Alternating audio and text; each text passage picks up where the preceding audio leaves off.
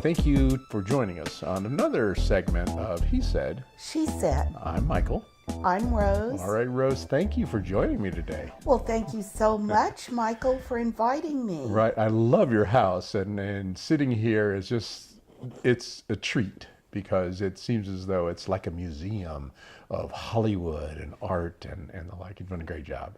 Well, I'm totally into tropical, you can see. Yes. I was brought up in Hawaii, Honolulu, Hawaii, and I love a tropical look. And so we go on vacations, and when we go on vacations, I always pick something up. Right. You know, from Well done, different well done. tropical Yeah. places, because Yeah. that's what I like to do. Well, that's great. Thank you again for letting me sit here and talk with you, because He Said, She Said is mostly conversations about just relationship issues. And I'm going to be the he said. I'm going to be the consistent male voice in here so that we don't have a whole lot of different random voices from men.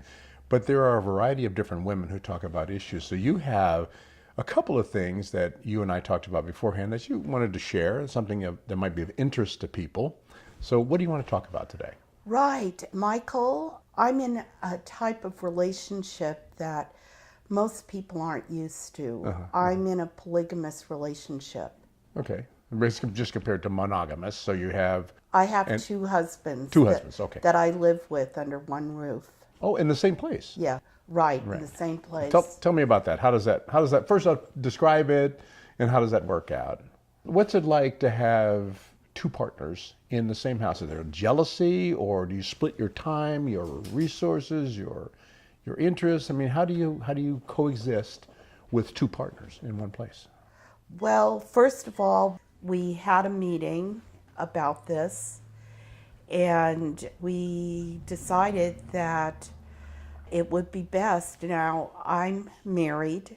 I have a husband. I've been married for over 35 years, and we separated back in 2011. And I met someone. He also met someone, but we always loved each other. It wasn't like we hated each other. It was more like we had something horrible happen to us. Our son passed away. Ouch, I'm sorry. And just coming home every day, just seeing him and him seeing me would remind us of our son. And we'd be very sad, very depressed. And being depressed led to little tiffs and arguments and just not liking life at all.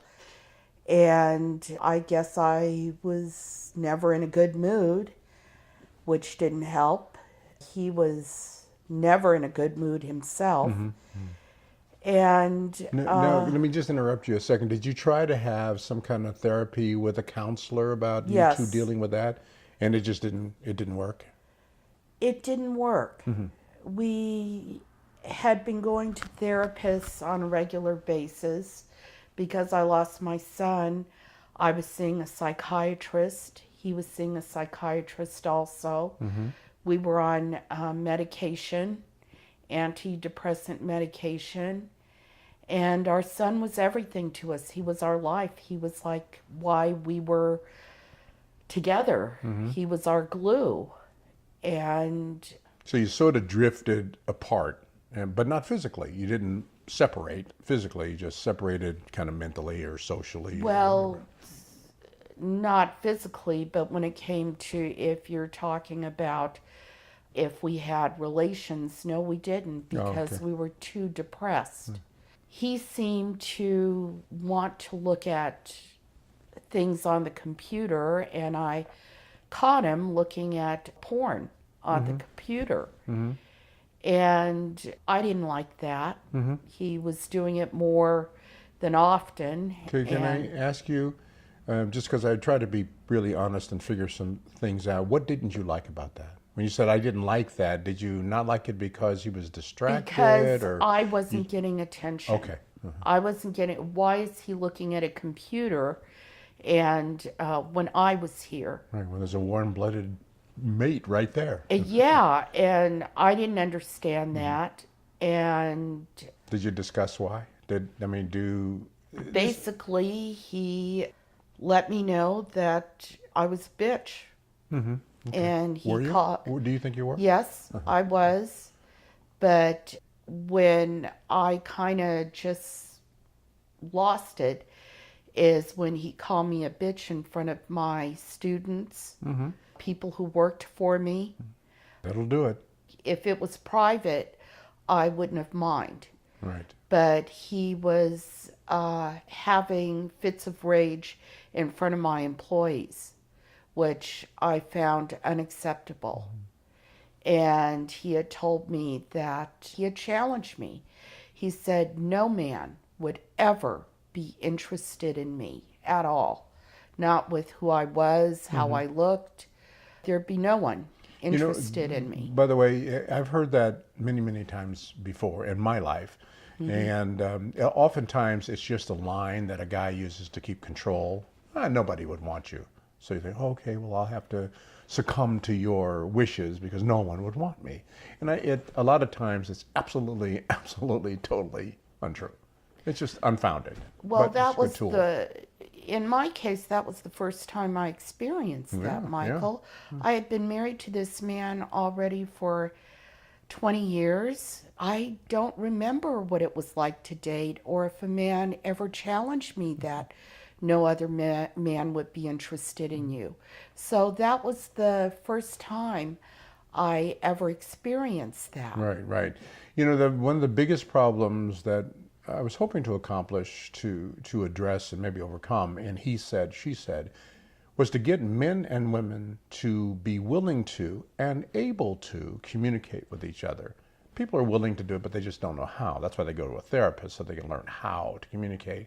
But Right. but if you had had a chance to communicate with him, sit down and say, listen, we're going through a lot of grief. I'm going to be a bitch because I lost my child, you know, and he, a bell goes off or a light goes off in his head and he says, I get it, you know, and I'm just going to have to accept that because you did and I did. So let's figure it out. But that didn't happen. And then almost never happens. No, it wasn't like I was innocent. I was a bitch before that. The reason why is his father tried molesting me. Oh, that's off the charts. Said that my husband didn't have to know about it.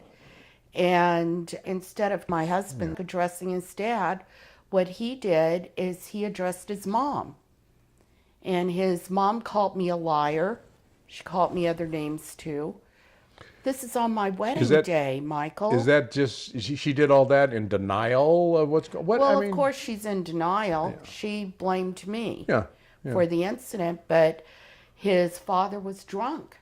Yeah. His Well, father was that's an absolutely no alcoholic. excuse. He was drunk. I guess they were in their 40s. Me and Chuck were in our 20s. And the man was attracted to me. Mm-hmm. And he didn't keep it a secret. He had no filter. He let me know. And I complained to my husband about it all the time, how he didn't stand up for me. And basically, our son was our glue that kept us together because I felt like there should have been some time he could have talked to his dad about it and Right. let me know I was upset, but he just avoided. And how old were you? everything. How old were you when you lost your son? I was 50 That's quite when a I while lost ago. my Oh, son. it's quite a while. Yeah, and or I'm later. in my 60s now, almost my middle 60s. So in this conversation, you were talking about a polygamous relationship. So you had Right. explained what the impetus was for why you drifted apart. So how did you make that transition, or how do you make a transition? Do you recommend a polygamous relationship to other people? No, It's, not to all, but in my situation, it's different.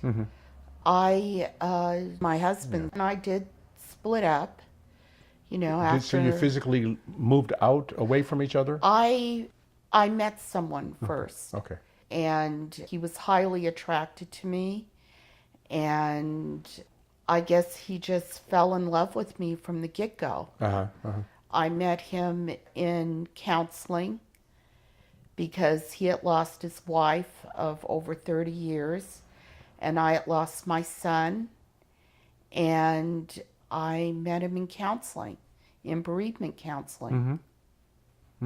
That's oftentimes the impetus for people getting together. Some kind of tragedy takes people apart and brings people together. And a lot of times the relationship that you have with your closest friend can be destroyed because you experience some real traumatic issue. Right. And then so that puts you back out there in the open, and then you meet someone who's experienced the same kind of a thing, some traumatic deal that brings you together. So a different person.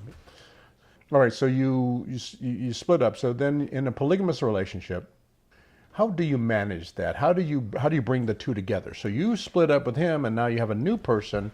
My new person I've been with for 8 years now. Oh, okay. And this was back in 2011. My husband split, and I met a person who seemed like the male version of me. Oh, excellent. That's good. Wasn't it a good thing for you?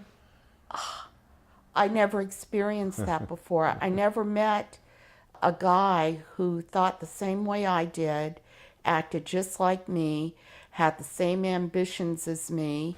Great. And loved clothes as much as I do. I'm a clothes horse. He is too.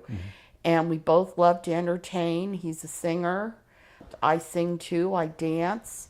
He loves doing the same things I do. And he's not into sports. I'm not either. You're not either. We're into the same kind of Right. things. And it was like basically meeting a male version of myself. So how did you bring the three of you together? Now I see how you got Well, together with him. Yeah, I never stopped loving my husband.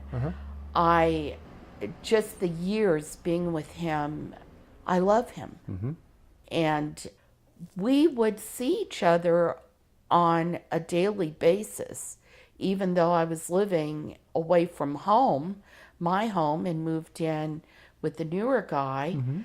It's like we still found reasons to see each other.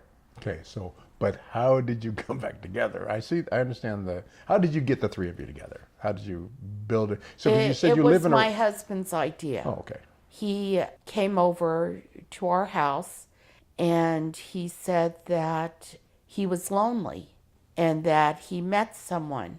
And what do I think about that? So do you think he was saying that to get you to feel jealous so that you would come back? Or do you think he was just having saying an honest that conversation? to give me an option of coming back because he felt he was lost in limbo. He said he never stopped loving me. And we invited my new man to join us. We just sat together, and my husband brought up something really unusual. We all three sat at a table, and he asked my new man, he said, "You can come and move back to the house also." Interesting. He says, "I'm at a point now, I don't want to be lonely. I don't like being at home alone. I miss Rose. I want her back. And if you want to come with Rose, you can come also." I thought to myself, wow, Wow, indeed. this is kind of nuts. And Before you go any further, why don't we pick up? We'll come back again in a next podcast and follow through with details of the good and the bad, the difficulties, the challenges, the things that are that may be great about a polygamous relationship from your perspective. okay. Maybe not from everybody's, but hopefully everybody will join us on the next edition of He Said. She said. Again, I'm Michael. And I'm Rose. Rose, thank you for taking the time to spend with me and spend with He Said, She Said. Thank you so much, Michael. Sure, It was Michael. great being on your show. Thanks.